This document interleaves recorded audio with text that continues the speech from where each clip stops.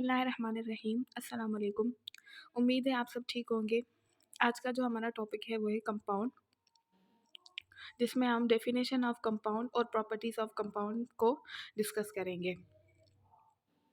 अब सबको पता है कि जो हमारे पास सब्सटेंस है उसका एक टाइप है कंपाउंड और दूसरा हमने पढ़ा था मिक्सचर।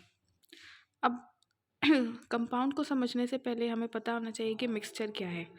अब मिक्सचर दो कोई भी एलिमेंट्स हो उसको हम आपस में मिक्स कर दें तो उसको हम कहते हैं मिक्सचर।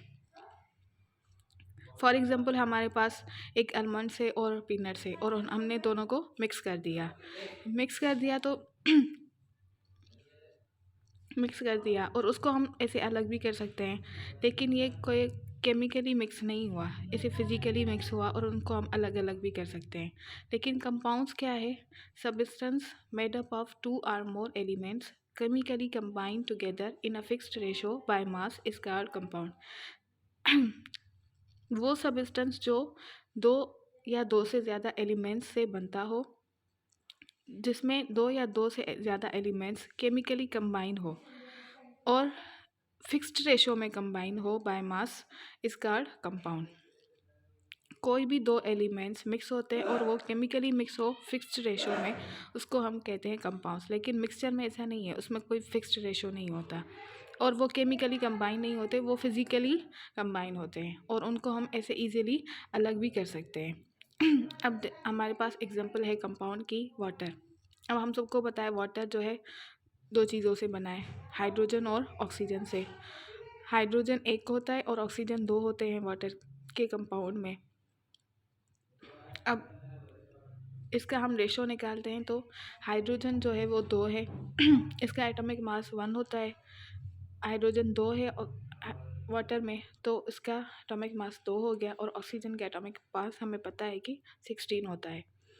इसको सिंप्लीफाई करेंगे तो ये क्या हो गया 1:8। 1:8 क्या है? वाटर का फिक्स्ड रेशो है। आप कहीं से भी पानी उठाओ उसका रेशो जो है वो फिक्स ही रहेगा 1:8। दूसरा हमारे पास एग्जांपल है कार्बन डाइऑक्साइड। अब कार्बन डाइऑक्साइड जो है वो कार्बन गैस और ऑक्सीजन गैस से दो एलिमेंट से मिलके कार्बन डाइऑक्साइड बनता है। अब कार्बन का एटॉमिक मास 12 होता है और ऑक्सीजन का 16 होता है, तो ऑक्सीजन जो है वो कार्बन डाइऑक्साइड में दो होते हैं तो उसका एटॉमिक मास 32 हो गया। इसको सिंप्लीफाई करेंगे तो ये हो गया 6 × 16 और सिंप्लीफाई करेंगे तो ये हो गया 3:8। कार्बन डाइऑक्साइड में जो कार्बन और ऑक्सीजन का रेशो होता है वो 3:8 होता है और ये फिक्स होता है। आप कहीं भी जाओ कैसे भी उठाओ कार्बन डाइऑक्साइड को, उसका रेशो जो है वो फिक्स ही होगा 3:8। अब आते हैं कंपाउंड की प्रॉपर्टीज़ की तरफ। सबसे पहले in compounds elements loss their properties and produce new substance that have entirely different. अब कंपाउंड्स में क्या होता है, जो दो एलिमेंट्स हम यूज़ कर रहे हैं, जिन दो एलिमेंट से कंपाउंड बन रहा है, जब वो कंपाउंड बन जाता है तो वो उन एलिमेंट से टोटली डिफरेंट होता है, मतलब प्रॉपर्टीज़ उनकी बिल्कुल भी मैच नहीं करती। जैसे हमारे पास एग्जांपल है यहाँ पे सोडियम प्लस क्लोराइड, ये दो एलिमेंट है और ये मिलके बनाते हैं NaCl साल्ट।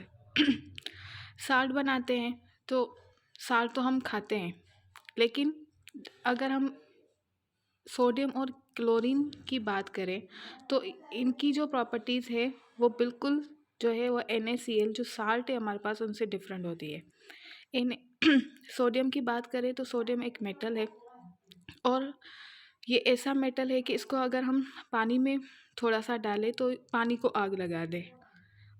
और क्लोरीन की प्रॉपर्टीज़ की बात करें तो क्लोरीन एक पॉइजनस गैस है, लेकिन ये जब दो आपस में मिलते हैं और साल्ट बनता है तो साल्ट तो हम खाने में यूज़ करते हैं, मतलब जो सोडियम की प्रॉपर्टीज़ है या क्लोरीन की प्रॉपर्टीज़ है वो साल्ट में प्रेजेंट नहीं होती।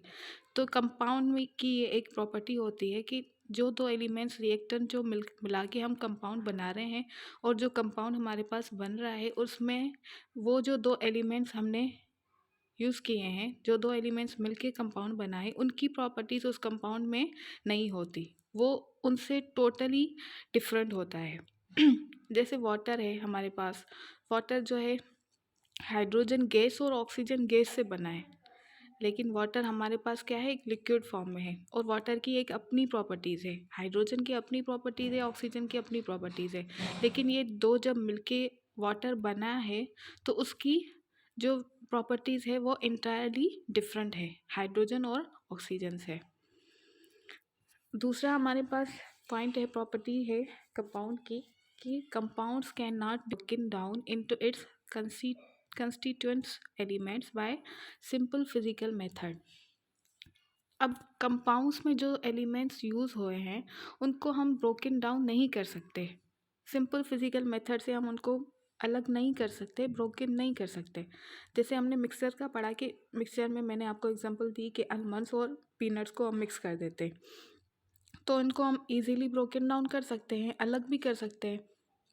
लेकिन जो वाटर है हमारे पास उसको हम सिंपल फिजिकल मेथड से हाइड्रोजन और ऑक्सीजन को अलग नहीं कर सकते। या जो साल्ट बना है सोडियम और क्लोरीन से मिलके साल्ट बना है, तो उसको हम ऐसे अलग फिजिकल मेथड के थ्रू नहीं कर सकते।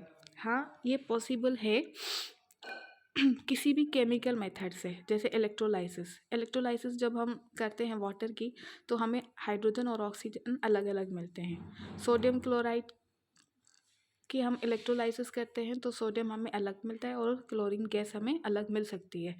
लेकिन फिज़िकली ये पॉसिबल नहीं है, फिज़िकल सिंपल मेथड से हम इनको अलग नहीं कर सकते।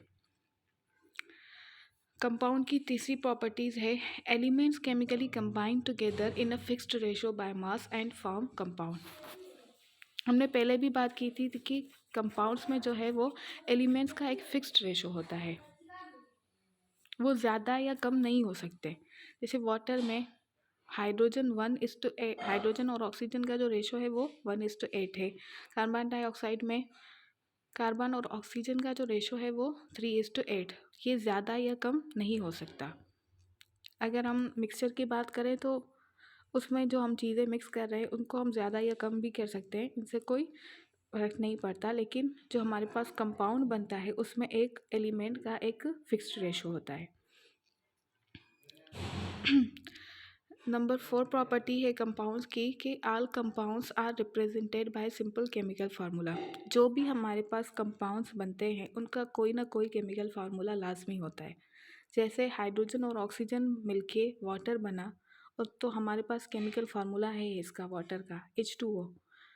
सोडियम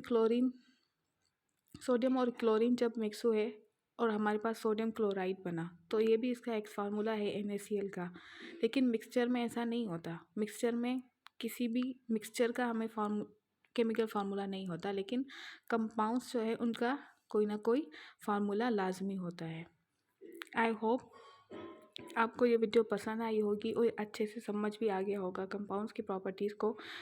अगर कोई भी क्वेश्चन हो तो आप मुझसे कमेंट बॉक्स में पूछ सकते हो, और अगर आपके पास कोई शॉर्ट क्वेश्चन आता है तो आप जो है वो कंपाउंड की डेफिनेशन और उसके कोई भी एक एग्जांपल दे सकते हो उसमें। लेकिन अगर लॉन्ग क्वेश्चन आता है तो उसमें आप ये जो 4 प्रॉपर्टीज़ हमने डिस्कस की है इसको जो है वो लॉन्ग क्वेश्चन में लिख के मतलब एक अच्छा सा क्वेश्चन आंसर बना सकते हो। इंशाल्लाह हम फिर मिलेंगे एक नए टॉपिक के साथ। तब तक के लिए अपना बहुत ख्याल रखिएगा, दुआओं में याद रखिएगा। Thank you so much. अल्लाह हाफिज़।